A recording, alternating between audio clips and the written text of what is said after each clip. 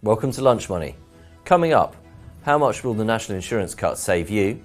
What the rest of the autumn statement means for you? And stick around to find out if telling Sid to buy NatWest is a good idea.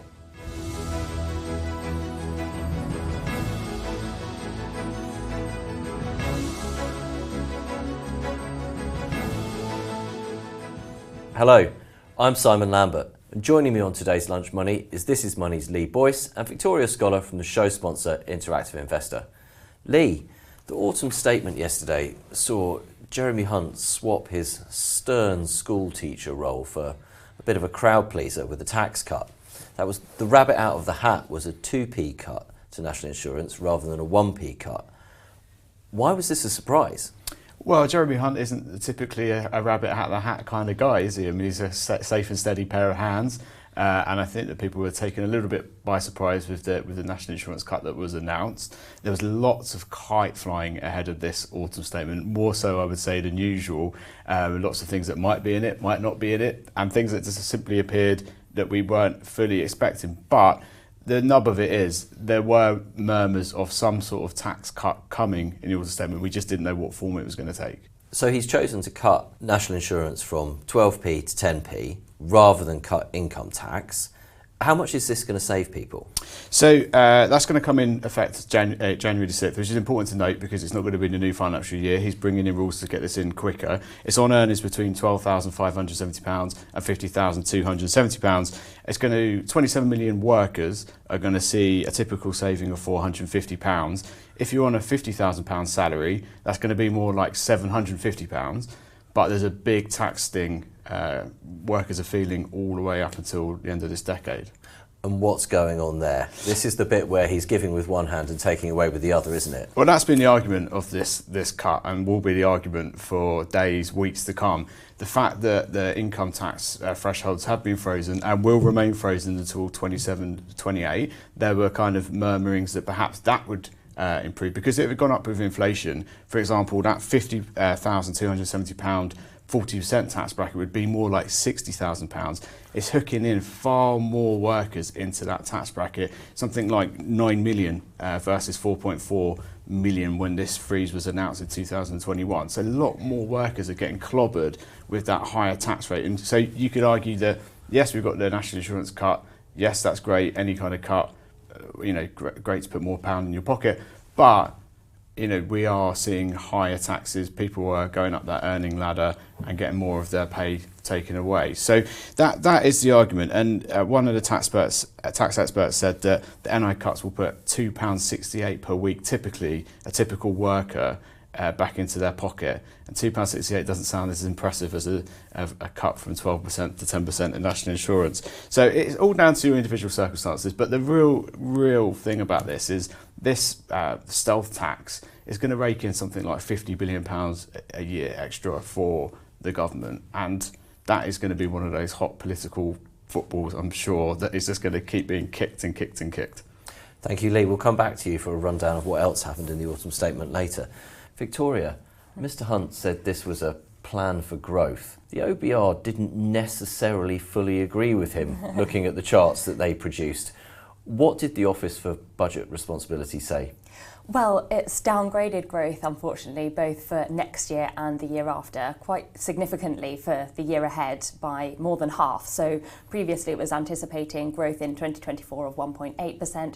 Now it's looking at a figure of around 0.7%. And then looking further ahead in 2025, it's expecting growth of 1.4% versus its previous estimate for 2.5%. So although the Chancellor is going for growth, it does feel as though it's going to be a bit of a tough road ahead. The difficulty for the Chancellor and for us as a nation is where do we get that growth from? What are the expectations for what might happen to inflation, for example, and what were the things that were put in place to try and get growth going? Yeah, well, inflation is expected to come down to 2.8% by 2024, but not down to the 2% Bank of England target until 2025. So it looks as though we're going to be in a prolonged cost of living crisis with those elevated price pressures, particularly if you look at inflation in terms of the actual numerical effect and the cumulative impact since pre-COVID. Prices are still significantly higher than where they were a few years ago.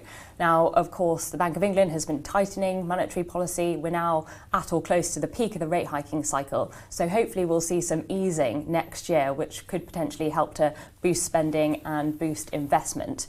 Now, the government has also introduced some business tax cuts to try and encourage investment in things like machinery, and IT, a 25 pence rebate on the corporation tax for every pound that's spent. So that's a supply side measure to try and grow supply in the economy and boost productivity, because that has been one of the key problems in the UK, this languishing productivity problem that ultimately will and already has negatively impacted growth.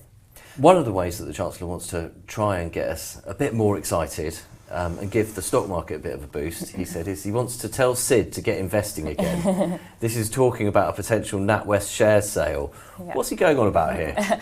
Well, this is a throwback to the 1980s, which was when British Gas was privatised and the government was calling on Sid, the retail investor, or the average person out there, to look at snapping up shares.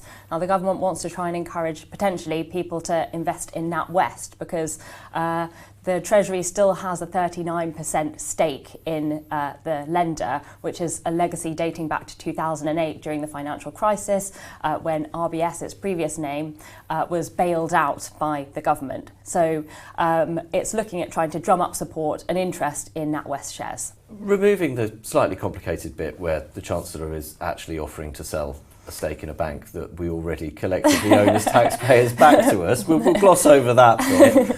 Would investors actually want to buy NatWest? Well, NatWest has had a tough time lately. It's been caught up in the Farage debanking scandal, which led to the former CEO having to step down, Dame Alison Rose, which has cost her dearly, £7.6 million in fact.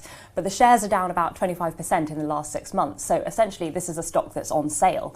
There's also around a 7.5% dividend yield, which is particularly attractive during a period of elevated bond yields when equity markets are a bit shaky. And actually, the fundamentals of the business aren't that bad. In the summer, it reported pretty strong results. Earnings in the first half of over £3 billion and announced a surprise share buyback of £500 million. But the outlook has become a little bit more cloudy. The tailwind from rising interest rates is now fading, and it downgraded its profit outlook last month. So it really depends on the investor, how they feel, but there are almost pros and cons in favour of both.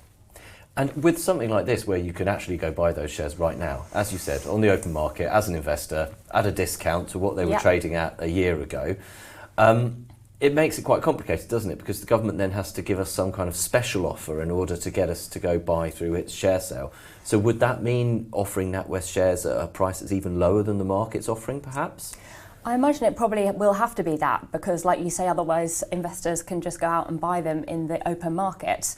But of course, if there is that discount priced in, then other investors might snap up the stock and try and benefit from that arbitrage. So it'll be interesting to see how the price action plays out and whether the government actually does come with some kind of an offer to the public. Thank you, Victoria. Lee, I'm going to get you to go through the rest of the autumn statement now. Don't worry, we'll rattle through it. Otherwise, we'll be here all afternoon.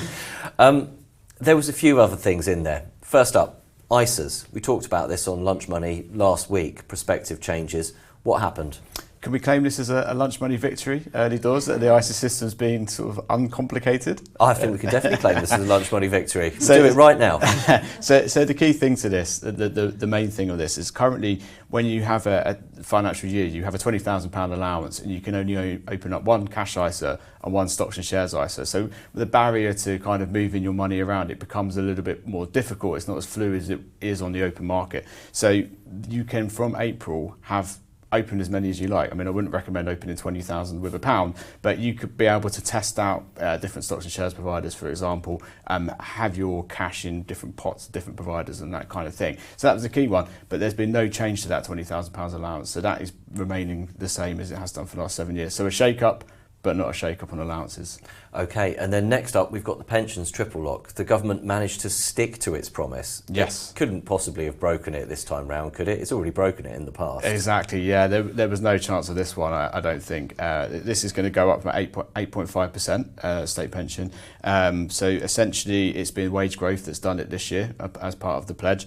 And it means that full state pension is going to go up £902 a year. Nice little, compared to the previous year as well, there's been two quite big bumps. And that would take it up to £11,500, and on a basic rate £692 up to £8,800. So yes, he hasn't pulled the trigger of mucking around with that, and that remains. Well, that's good news for those on the state pension.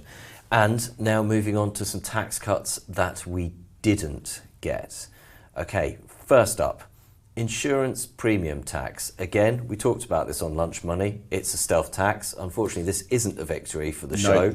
No change there.